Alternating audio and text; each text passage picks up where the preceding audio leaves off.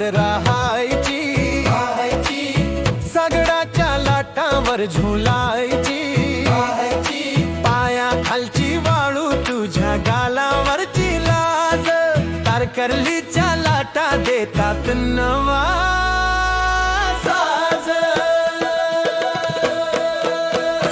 चल पुन्हा तारकर्ली देव बागला जाऊस, तिथल्या लाटामध्ये मन हरवू देऊस, तारकर्लीच्या पाण्यात स्वप्न विहरूया, देव बागच्या किनाऱ्यावर गीत गाऊया.